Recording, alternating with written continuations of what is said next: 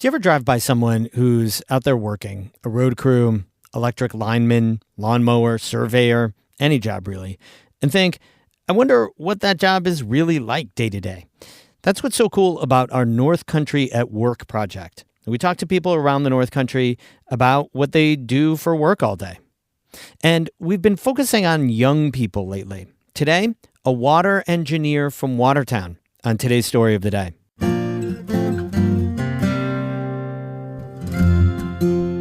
Support for Story of the Day comes from Pearsall Wealth Management at UBS Wealth Management USA, subsidiary UBS AG, member FINRA SIPC, 1 Broad Street, Glens Falls. Hey, I'm David Sommerstein. It's Thursday, May 7th. First up, Governor Kathy Hochul says she has a deal on a new state budget. But as John Campbell reports for the New York Public News Network, a top lawmaker says not so fast. The governor announced a handshake agreement with lawmakers on the $268 billion spending plan. She says the budget will include a so-called pied-à-terre tax on pricey second homes in New York City. To help out New York City, we're finalizing the details of pied-à-terre tax to help close the city's budget gap. But the governor's announcement angered Assembly Speaker Carl Hastie, who has to sign off on any deal. He says there is no agreement and that the governor and lawmakers have all sorts of fiscal issues left to discuss. Frustrated with the process, the speaker sent assembly members back to their districts for the weekend. In Albany, I'm John Campbell for the New York Public News Network. Tennessee Republicans passed a redistricting map today that could eliminate the state's lone Democrat in Congress. Top Democrats in our state are urging New York lawmakers to enter the national redistricting wars. The New York Public News Network's Jimmy Vielkind reports. Representative Joe Morelli and Governor Hochul say they want to amend the state constitution so that Democrats can draw new congressional lines in coming years. Morelli, a Rochester Democrat, says Republicans are on offense and the stakes are high. He pointed to a Supreme Court ruling that is prompting redistricting in Louisiana. They're starting to make moves in these southern states. We are going to respond. We're going to continue to fight back. We believe, as I said, this is an existential threat to this democracy.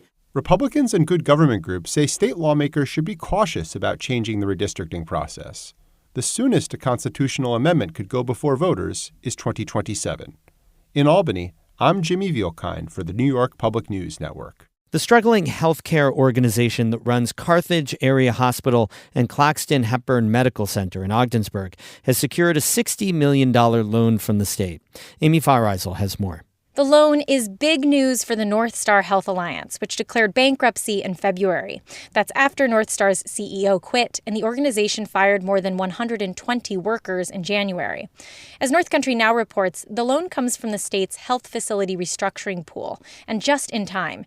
Today marks the final payment of a $15 million state emergency financing plan that helped North Star stay afloat during bankruptcy proceedings.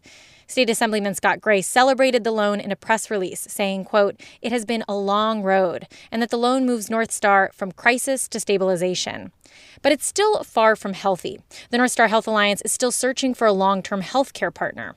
Officials say that could take weeks or even months to finalize. And North Star's financial projections still show losses for the near future, with weekly expenses continuing to exceed revenues taken in.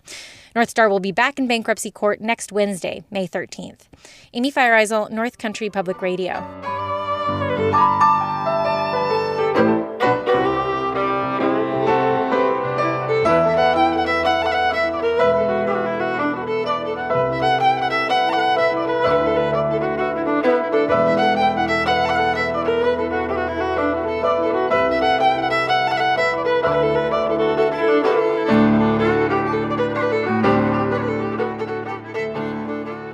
Water and sewer infrastructure are just like roads and bridges. We rely on them for modern life, but it feels like they're always old and breaking.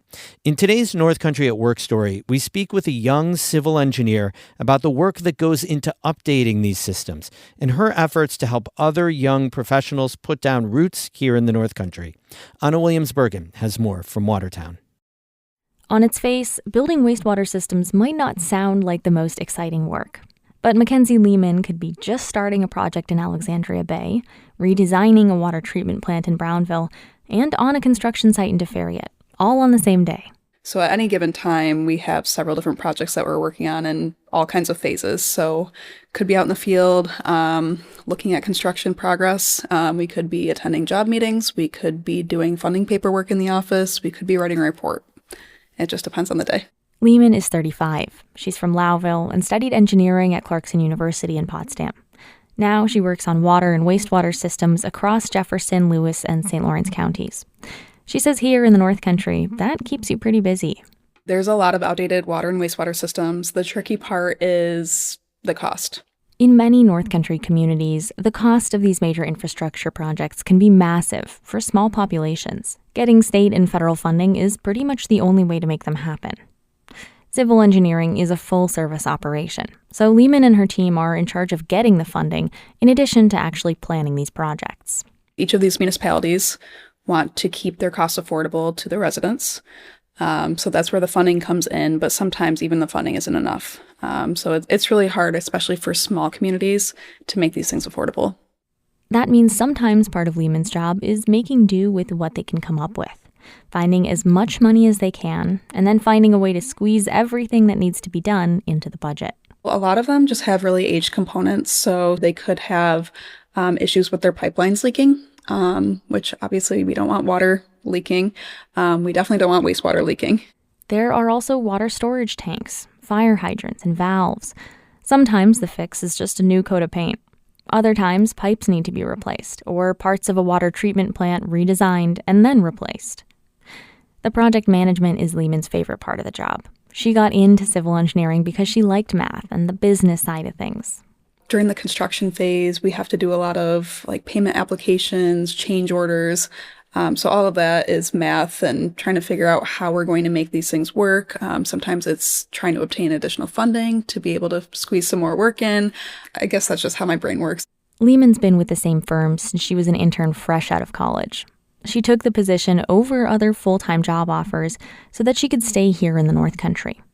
But Lehman's noticed that for coworkers from outside this region, coming here for work can be tough. Fortunately, I'm from the area, so I have friends in the area, I have family in the area, but we do have people that come in. Anyone who comes in from out of the area, it's just hard to integrate into the community, not fit in, but to find their position in the community. That's why Lehman co-founded the Lewis County Emerging Professionals. She says it's as much about creating a strong community of young people as it is a professional network. We have really tried to have open doors for anyone who moves to the area. We have several success stories of people who have moved in and they just happen to stumble across one of our meetings and then they meet a lot of people and end up with a good friend group.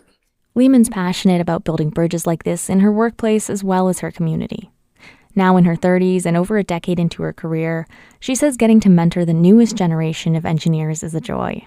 I'm kind of at the point where I get to work with the younger engineers coming in, so it's kind of full circle.